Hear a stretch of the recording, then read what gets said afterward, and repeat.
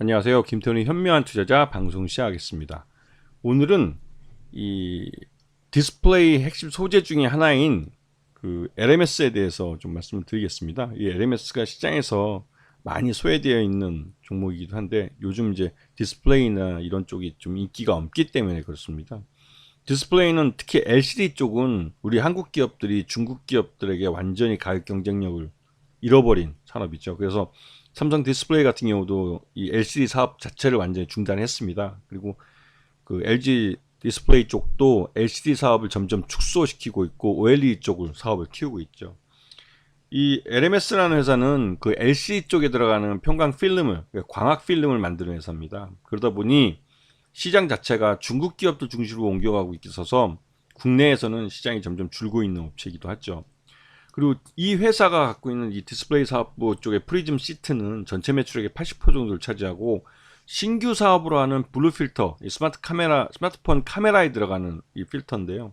이 블루 필터 사업이 약 19.4%, 좀 어느 정도 신규 사업으로 매출 내용을 키우고 있는 그런 상황입니다. 그리고 이 디스플레이 사업부는 백라이트 직납을 통해 삼성전자나 LG 이노텍, 그 중국의 AUO라는 업체에 이렇게 납품을 하게 되고요. 광정보 사업부에 들어가는 이 블루 필터는 카메라 모듈 업체를 통해서 삼성이나 LG전자 쪽에 들어가는 그런 카메라 모듈입니다. 그러니까 모듈 소재 쪽이죠. 그리고 지금 상반기 실적 기준으로 봤을 때 작년보다 확실히 디스플레이도 그렇고 광정보도 그렇고 실적이 그렇게 좋지는 않습니다. 거기다 이제 삼성 디스플레이가 LCD 사업부를 정리하면서 국내 시장이 더 줄어든 그런 느낌이죠. 그래서 포괄 손익계산서를 보게 되면 더 뚜렷하게 나타나는데요. 작년 반기와 올해 반기가 매출 외형 자체가 아주 급격하게 줄어든 걸 볼 수 있습니다. 이게 이제 영업이익에서도 작년엔 영업이익을 냈지만 올해는 영업손실이 45억이나 발생했죠. 그나마 반기 순손실을 1억대로 잡은 게 그나마 다행한 거라고 할 수 있을 정도로 이 기존 주력 사업이 한계를 드러내고 있는 그런 회사입니다. 그리고 최대주 지분도 24.33%로 그렇게 많지 않은데 지금 같은 상황에서 실적이 계속 나빠진다면 유상증자에 대한 고려도 해야 되는데요. 쉽지 않은 거죠. 최대주 지분이 이렇게 적어지기 때문에.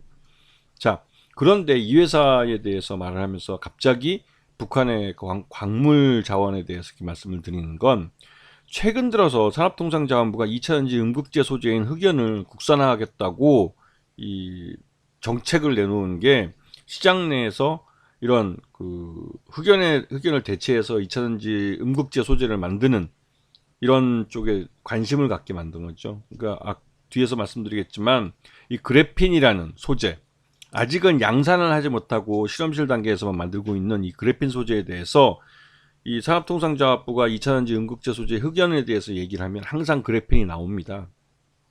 그렇기 때문에 이 그래핀 테마주는 그 테마주에 속하는 이 LMS도 굉장히 이 그래핀에 대한 뉴스가 나오면 민감하게 주가가 반응을 하죠.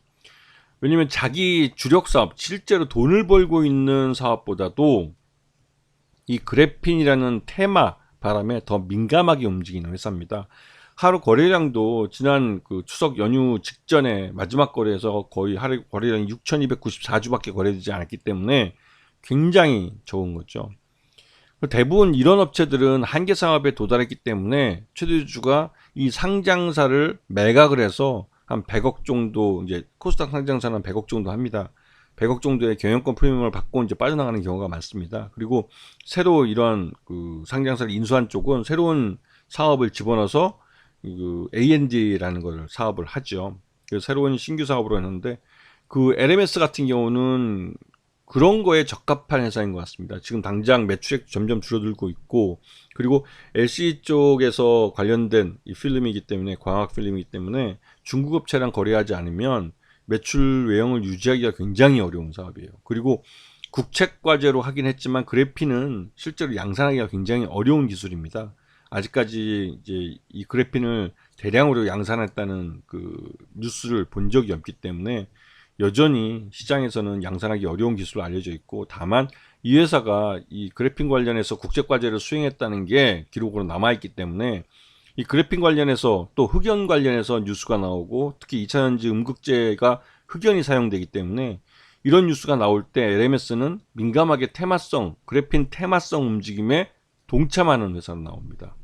그래서 개인 투자자들이 그런 반짝에 그 반짝 급등하는 것에 불나방처럼 뛰어들었다가 거의 물려버리는 거죠. 여기서 뭐 보시면 알겠지만 거래량이 6,200주밖에 안 되기 때문에 내가 거래량이 터지는 날 들어가서 샀던 그 물량을 그 다음 날부터 팔기가 굉장히 어려운 주식입니다. 그만큼 하루 거래량이 굉장히 급감해버리고 평소 거래량이 굉장히 적기 때문에 그런데요. 한 호가당 거래되는 주식 수도 그렇게 많지 않은 거죠.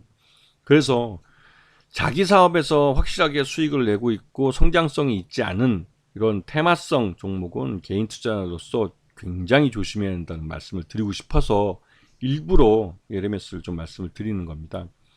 이런 업체가 주가가 움직이는 건 그 그래핀 테마라는 테마성 주가 바람이 불 때만 움직이는 종목이기 때문에 우리가 이런 종목들을 시장 내에서 간간히 봅니다. 특히나 개인 투자자들이 좋아하는 저가 주조에서 이런 종목들이 많은데요. 특히나 조심해야 될 그럴 때입니다. 올 연말이 이제 4분기 지나면 내년에 감사 보고서가 나오는데요. 그 한계에 내몰린 기업들은 물론 이 업체는 한계의 기업이 아닙니다.